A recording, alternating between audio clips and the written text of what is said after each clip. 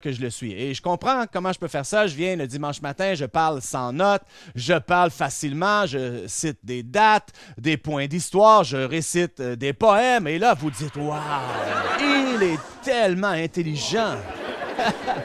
Mais ce que vous ne savez pas, c'est combien d'heures, de jours que je pratique pour présenter ma prédication. Oui, peut-être qu'il prend beaucoup de temps, mais sa mémoire est incroyable. Ah oui? Vous voulez savoir, ma mémoire, elle est tellement courte. Le message d'aujourd'hui que je fais sans notes, je ne m'en souviendrai plus demain. Et vous savez quoi d'autre, je me souviendrai plus demain? Mon code pour entrer dans l'édifice.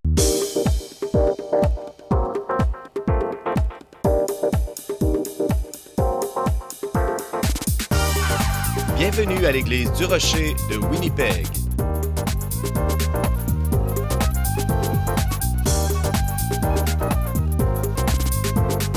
Demeurez avec nous pour un autre message qui provoquera votre pensée du pasteur Mark Hughes.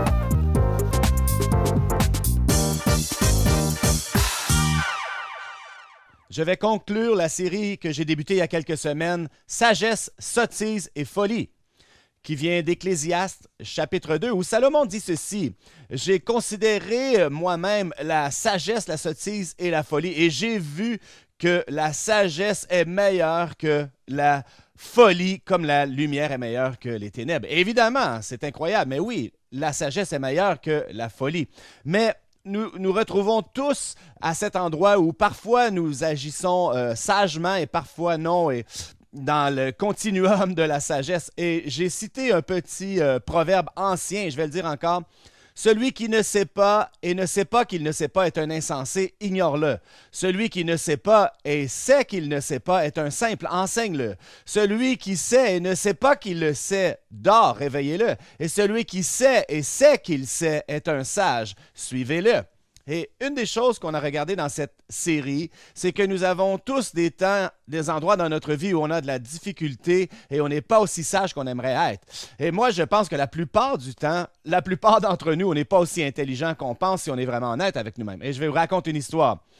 Il y a un riche voisin anglais, ça frappe à sa porte et c'est le petit voisin, le jeune homme. Et le petit voisin lui dit je peux faire du travail pour vous, pour faire de l'argent. » Alors l'homme lui dit en français cassé « Je vais donner 50 $ pour repeindre mon Porsche », voulant dire son portique. Et le petit garçon lui dit « D'accord. » Alors il dit « Va chercher la peinture et dans le garage. » Et il revient dans la maison et il dit « J'ai convaincu le petit voisin à repeindre mon portique pour 50 $. Aïe, aïe, aïe. Ça va lui prendre 3 jours, c'est incroyable. » 1 heure plus tard, ça frappe à sa porte. Le petit garçon, il dit « J'ai terminé. »« Comment tu as terminé? »« Oui, j'ai terminé. Et non seulement j'ai terminé, mais il restait de la peinture, alors j'ai donné une deuxième couche. » Et il dit « En passant, c'est pas une Porsche, c'est une Ferrari. » Vous l'aviez pas vu venir, celle-là. D'accord. Nous sommes dans Proverbes, le chapitre 8, et je vais vous dire pourquoi. On a regardé la dernière émission, la dernière session sur la sagesse, les 7 colonnes de sagesse. Et dans Proverbe 9, 1, ça nous dit ceci: « La sagesse a bâti sa maison, elle a taillé ses 7 colonnes. » Et là, je vous démontrais que les 7 colonnes étaient inscrites dans le Proverbe 8. Alors, on va faire Proverbe 8, 12, et prenez note des colonnes, comme on dit, et je vais vous en parler. « Moi, la sagesse, j'ai pour demeure le discernement, je possède la science et la réflexion. La crainte de l'Éternel, c'est la haine du mal, l'arrogance et l'orgueil, la voix du mal et la bouche perverse, voilà ce que je hais. Le conseil, le succès m'appartiennent, je suis l'intelligence, la force est à moi. » Alors, voilà les 7 colonnes de la sagesse. Et regardez là sur l'écran, j'ai fait comme pour vous donner une façon de suivre. On a bâti une maison et on voit les 7 colonnes de la sagesse. Et la crainte de l'Éternel, c'est la fondation, parce que la parole nous dit que la crainte de l'Éternel, c'est le commencement de la sagesse. Alors, tout débute avec ça.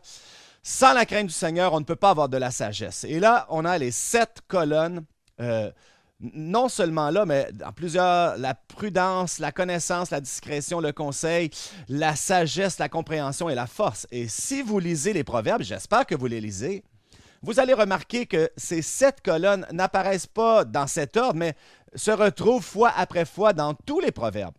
Et Proverbe 1 dit que le but des proverbes, c'est pour donner la sagesse et la compréhension, pour donner la prudence aux simples et aux jeunes hommes, la connaissance et la réflexion. Dès le début des proverbes, ça nous dit que la raison des proverbes, c'est pour établir les 7 colonnes de sagesse dans chacun de nos vies. Et on va regarder les 7 colonnes. Alors, j'ai déjà parlé des 4 premiers. La première colonne était la prudence. Évidemment, ça, c'est d'avoir du bon jugement. Je ne veux pas dire le gros bon sens parce que c'est pas commun, là, mais la première colonne, c'est la prudence. La deuxième colonne, c'est la connaissance. Évidemment, c'est d'avoir de l'information, d'avoir de la connaissance. Alors, on sait ce que c'est, mais on ne parle pas de la connaissance de ce monde. On parle ici de la connaissance de Dieu et les choses de Dieu. Et c'est pour ça que Pierre dit que tout ce qui appartient à la vie, à la divinité, sont à nous au travers la connaissance de qui? De Christ. Au travers la connaissance de lui. Alors, tout ce qui appartient à la vie et à la divinité. Et c'est la connaissance que nous cherchons. Troisième colonne, c'est la discrétion. La discrétion, c'est de savoir comment agir et comment parler ou quoi dire dans une situation en particulier. La quatrième colonne était le conseil. Et le conseil, c'était, vous n'êtes pas obligé de tout savoir, mais vous devriez connaître quelqu'un qui connaît tout. Et la clé du succès dans la vie, c'est d'avoir des gens dans notre vie à qui on peut demander conseil. L'insensé fait ce qui est droit à ses propres yeux, mais le sage recherche les conseils. Alors, voilà les 4 premières colonnes. Et aujourd'hui, je vais parler des 3 dernières. La 5e, c'est une bonne sagesse. Une bonne sagesse, ça peut sembler redondant. Comment est-ce que la sagesse peut être une des colonnes de la sagesse? Mais c'est à cause de la traduction. La vraie traduction pour bonne sagesse serait la substance. Et on parle ici là, de la substance de la sagesse. Donc, la sagesse pratique plutôt que la sagesse théorique. Vous savez qu'il y a une grande différence, n'est-ce pas? Combien ici vous connaissez quelqu'un qui a beaucoup d'éducation, très intelligent, mais ne peut pas mettre une ampoule de lumière? Hein? Combien connaissent? Combien vous travaillez ici à l'église et vous travaillez pour une personne comme ça? Nous connaissons tous quelqu'un comme ça. Et voici là où il faut faire attention. Ne vous trompez pas entre la sagesse et l'éducation. Ce n'est pas la même chose. Souvenez-vous de l'histoire des disciples de Jésus. Est-ce qu'ils étaient instruits? Non, c'étaient des pécheurs de la Galilée. Néanmoins, dans les Actes, ça dit, lorsqu'ils entendirent l'audace avec laquelle il parlait, ils étaient émerveillés parce qu'ils savaient qu'ils étaient des gens sans éducation, mais ils savaient qu'ils avaient été avec Jésus. Ils étaient remplis de sagesse parce qu'ils s'étaient tenus avec Jésus, même si ils étaient non éduqués. C'était les mêmes gens là, qui ont répandu l'Évangile. Alors, c'est incroyable quand on regarde ça. Donc, ne nous trompons pas entre l'éducation et la sagesse, ce n'est pas la même chose.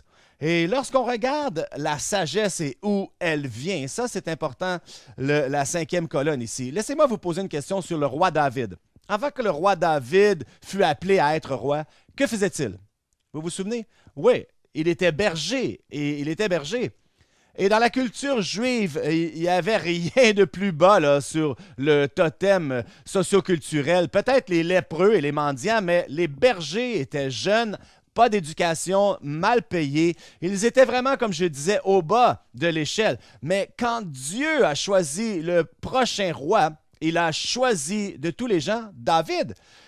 Il aurait pu prendre les autres fils d'Ésaïe. Il les a tous rejetés parce que l'homme regarde à l'apparence extérieure, mais Dieu le cœur. Donc, David a été choisi pour une raison différente. Il y avait quelque chose à l'intérieur de lui qui n'avait pas rapport avec son statut ou son éducation.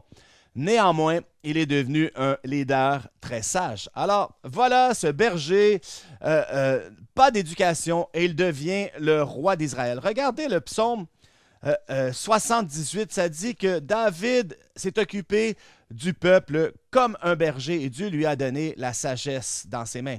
De mener la nation d'Israël comme un roi, et c'est ce qu'il a fait. Il les a traités comme un berger.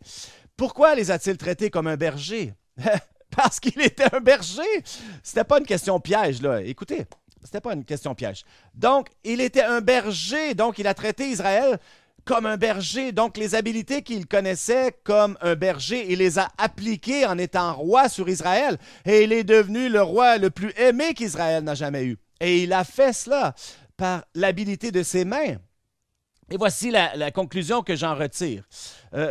Ma conclusion, c'est que chacun d'entre nous, on a une sagesse pratique, des habiletés que Dieu nous a données. Dieu nous a donné des habiletés. Et lorsqu'on trouve quelqu'un qui travaille dans son expertise, c'est pas très peu de gens sont bons dans tout, mais on peut tous faire quelque chose. Et lorsqu'on trouve quelqu'un qui travaille dans son expertise, et nous, on peut penser à quelque chose pendant une semaine et vous demander à quelqu'un qui connaît ça, et là, en une seconde, ils vont vous dire la réponse. Et vous aussi, vous êtes cette personne pour un sujet ou un autre. Nous avons tous un don. Si j'allais dans cette salle et je demandais quel est ton point fort, quel est ton point fort, chaque personne ici, vous pourriez me le dire parce que vous savez à quoi vous êtes bon. Dieu a mis quelque chose dans votre cœur. Dieu vous a donné une aptitude quelconque. Vous savez, moi, la Bible, oui, j'aimerais être bon dans la Bible, hein? Ça serait pratique. Non, Pasteur Keith, il est bon avec la Bible. Moi, je suis bon avec les bateaux. Ça l'aide pas vraiment à ma profession, mais je suis bon avec les bateaux. Non, mais moi, j'ai travaillé sur des bateaux depuis que j'ai 10, 12 ans. Je les bâtis, je les répare. Je connais tout sur les bateaux. C'est un peu épeurant, n'est-ce pas? Et je pourrais être assis ici et là, il y a un bateau qui passe au loin et je pourrais dire à Cathy quelle sorte de moteur. Est-ce que c'est un moteur intérieur, extérieur? Est-ce que c'est un Yamaha Evinrude?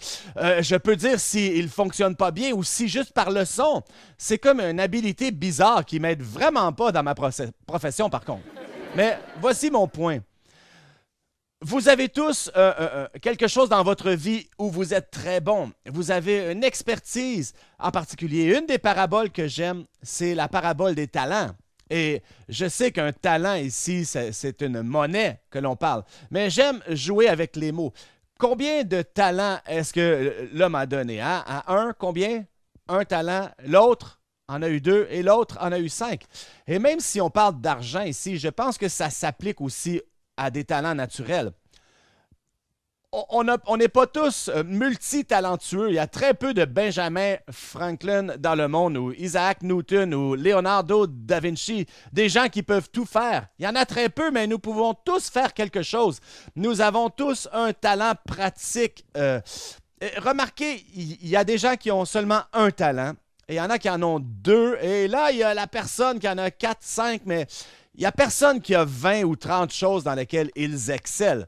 Habituellement, là, il n'y en a qu'une ou 2 où nous sommes très bons. Et je pense que c'est Dieu. Dieu a mis quelque chose en nous. Et il y en a que vous pensez déjà à ce que vous êtes bon. Je vous donne un exemple.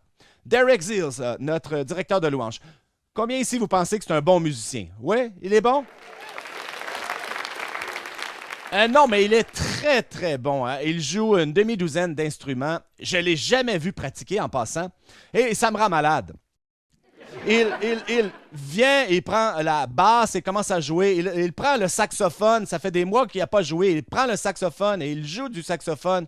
Non, mais ça, c'est ridicule comment il est talentueux dans la musique. Mais vous savez quoi d'autre il est bon? Rien. Non, mais rien que j'ai découvert. Non, je pourrais pas dire ça. Il est divertissant là, dans le bureau, il amuse le staff. Alors, quand il ne fait pas de la musique, on le paye pour ça. Mais Dieu lui a donné ce talent unique, incroyable dans la musique. Et j'aime ça.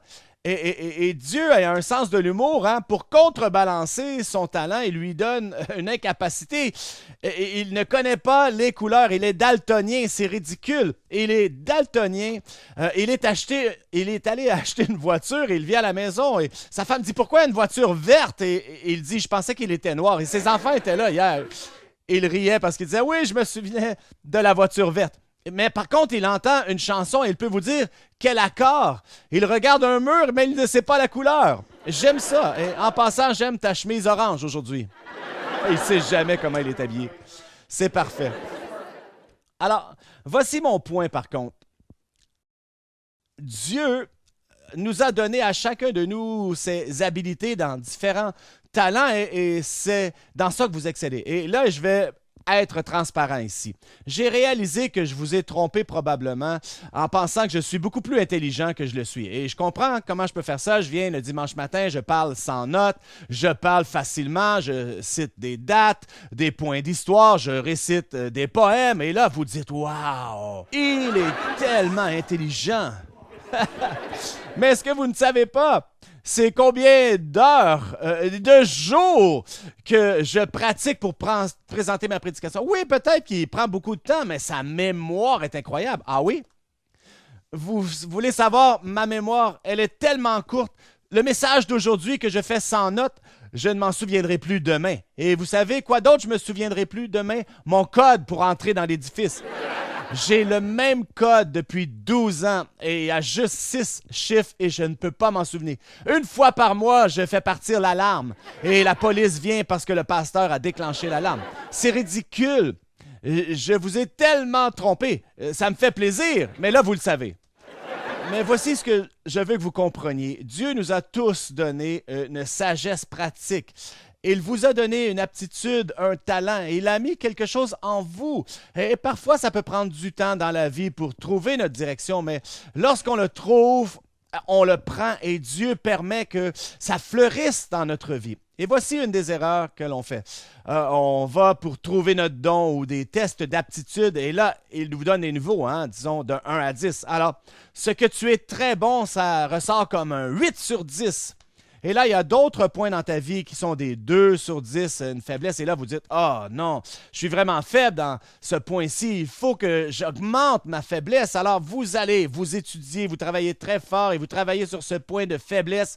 Et là, vous passez de 2 à 3. 3 sur 10.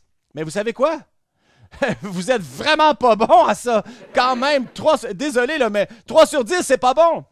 Vous êtes seulement un 3 sur 10. Mais si vous aviez pris la même énergie et pour monter le 8 à 9 sur 10, voyez-vous, lorsque Dieu vous donne une aptitude ou un talent, il l'a mis là pour une raison, afin que vous deveniez le meilleur de ce que Dieu vous a appelé à faire, ce qu'il a mis dans votre cœur. Donc, la 5e colonne, c'est la bonne sagesse. Ensuite, le numéro 6.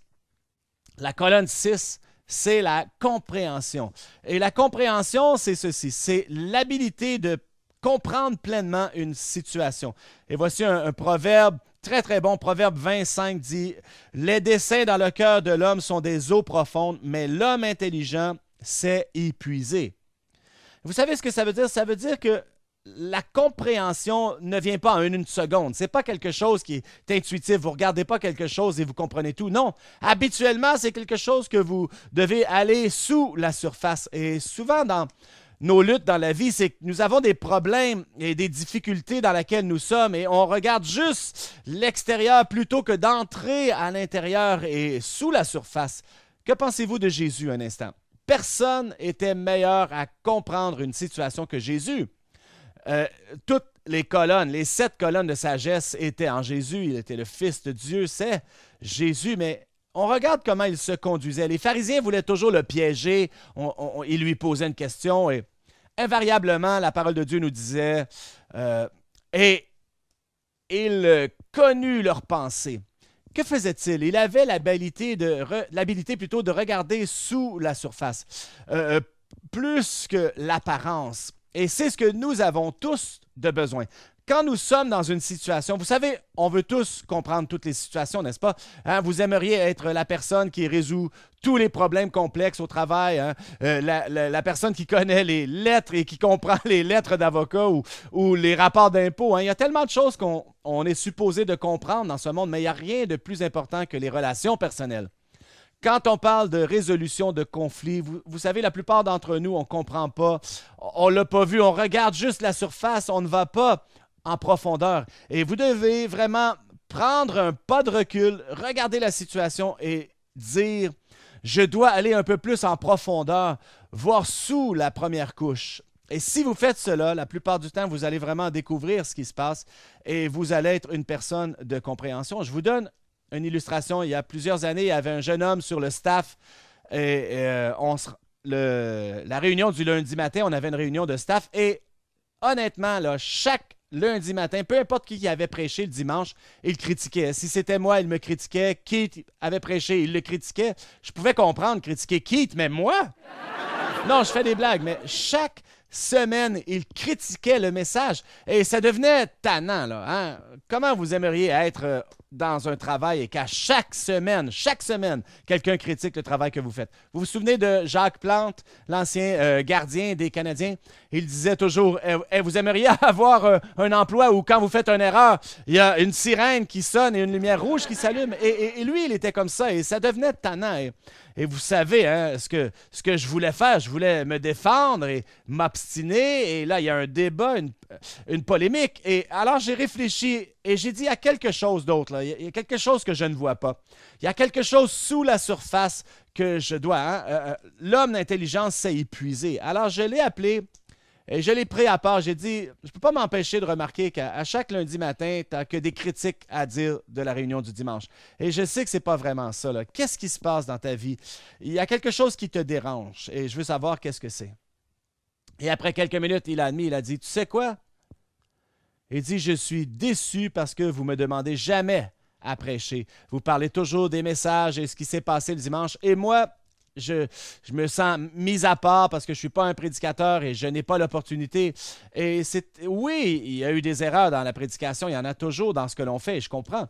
Mais ce n'était pas à lui de critiquer ça chaque semaine, mais ce n'était pas le vrai point, c'était ce qu'il y avait dans son cœur.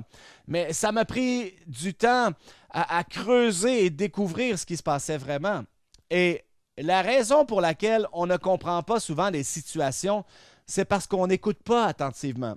Et je vous donne un exemple de ce que je veux dire. Combien vous avez lu le livre de Stephen Covey, 7 habitudes des gens très efficaces? Je le recommande si vous ne l'avez pas lu. C'est un des livres de leadership qui est très, très bon. 7 habitudes des gens très efficaces. Et le 5e, c'est ceci. Cherchez à comprendre avant d'être compris. Et on ne fait pas ça. On ne fait pas ça. Lorsqu'on discute avec quelqu'un ou dans un débat, qu'est-ce qu'on veut faire? On veut passer notre point. On veut que les gens comprennent ce que vous dites. Alors, vous parlez. Et lui, il dit non, non, non. Les gens vraiment efficaces ont l'habilité de chercher à comprendre plutôt avant que d'être compris. Et ce que ça prend pour comprendre ce que l'autre personne dit, c'est qu'il faut écouter attentivement. Il faut être capable d'écouter, mais la plupart du temps, quand on est dans une discussion, on n'écoute pas vraiment. Vous savez ce que vous faites? Vous pensez à ce que vous allez dire après. Et ça, ce n'est pas vraiment écouter. Vous cherchez à être compris et non pas à comprendre. Alors, voici ce que Covey fait. Il a les 5 façons d'écoute. Et il dit, la première façon, c'est ignorer. Hein? Ça, c'est pas écouter. Messieurs, hein? Tout le monde, vous savez comment faire ça. Ensuite, il y a le faire semblant. Ça, c'est de suivre. Il y en a que vous faites comme ça ce matin. Là. Allez, Marc, je vais aller manger. Et là, le troisième, c'est l'écoute sélective, entendre ce que l'on veut entendre. Et la plupart d'entre nous, c'est notre défaut. Hein? On a une conversation et on n'écoute pas vraiment. On veut juste écouter ce qu'on veut entendre. Le 4e point, c'est bon, mais ce n'est pas encore là. C'est de l'écoute attentive, de porter attention aux paroles. Et ensuite, l'emphatique. L'écoute empathique, c'est d'essayer de comprendre ce que l'autre essaie de nous communiquer. Alors, ce n'est pas juste de suivre ce qu'ils disent, mais d'essayer de comprendre le message, de chercher à comprendre. Et on doit être des gens comme ça. On ne peut pas juste passer au travers de la vie en parlant. Non, on doit être des écouteurs empathiques où on est capable d'écouter attentivement et de comprendre ce que la personne essaye de communiquer.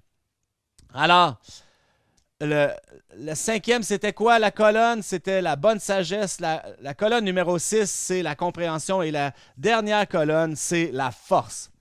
Ce qui est fascinant avec ça, c'est qu'on dirait que ça ne devrait pas être sur la liste. Pourquoi est-ce que la force est une des 7 colonnes de la sagesse? Laissez-moi vous dire ceci. On ne parle pas de force extérieure ici. Hein? Sinon, ça ne serait pas de la sagesse. Ce n'est pas la force comme Samson. Samson était l'homme le plus fort qui n'ait vécu. Mais ça parle ici de la force intérieure plutôt. Et la force intérieure est beaucoup plus importante que la force extérieure. Et Samson est un bon exemple parce qu'il était fort à l'extérieur, mais il n'y avait pas de force intérieure. Il était facilement offensé, il péchait facilement, il tombait pour une belle fille en jupe. Et à la fin de ses jours, pensez-y un instant, à la fin des jours de Samson, qu'est-ce qui l'avait vraiment fait tomber? Est-ce que c'était parce qu'il avait perdu sa force extérieure ou plutôt il avait compromis sa force intérieure? C'était vraiment le manque de force intérieure qui l'a fait tomber. Et faites la différence avec le roi David. Avant d'être roi, il est allé se battre contre Goliath. C'était pas un combat. 9 pieds, 9 pouces. Goliath, un géant, un guerrier. Mais David, souvenez-vous, là, c'était le dernier de la famille, le petit berger. Et là, il s'en va contre Goliath. Et il ne va pas le vaincre avec la force extérieure, n'est-ce pas? Alors, il s'en va avec sa force intérieure et il le dit. Il dit, toi, tu viens avec moi avec l'épée et le javelot, mais moi, je viens dans le nom du Seigneur de l'Éternel des armées.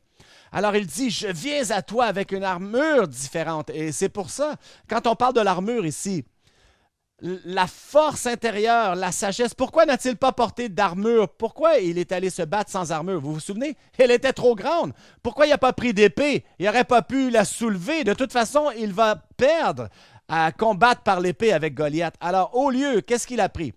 Il a pris une fronde, des pierres. Pourquoi? Quelle était son habileté?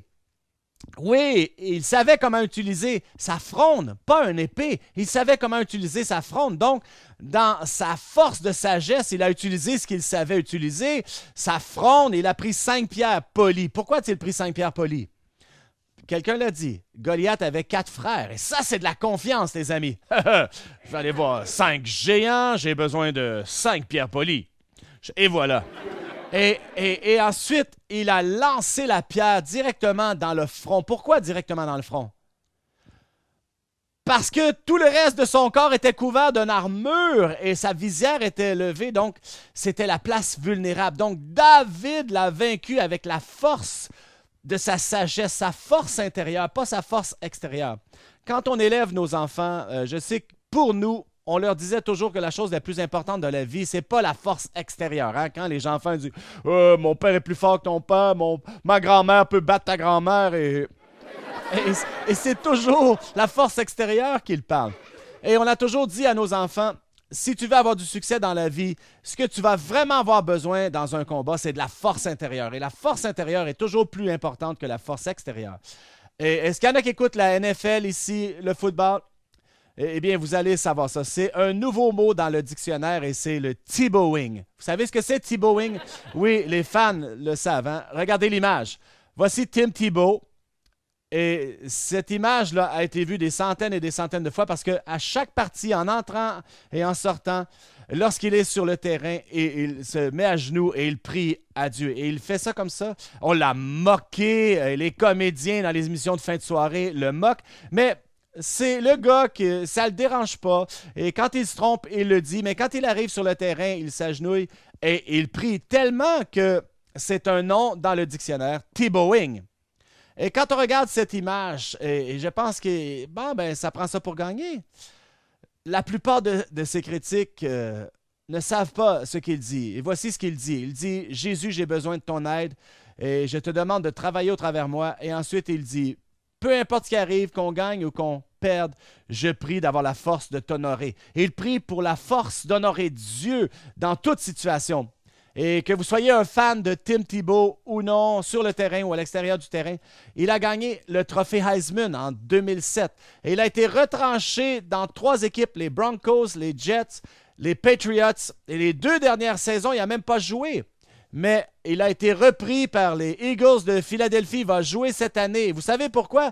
Parce qu'il a un esprit de détermination, une force intérieure qui surpasse l'habilité extérieure et son talent qu'il peut avoir. Et moi, je serais fier d'avoir un fils qui s'agenouille devant des centaines et des centaines de milliers de personnes et qui dit « Ma foi est plus importante que tout. »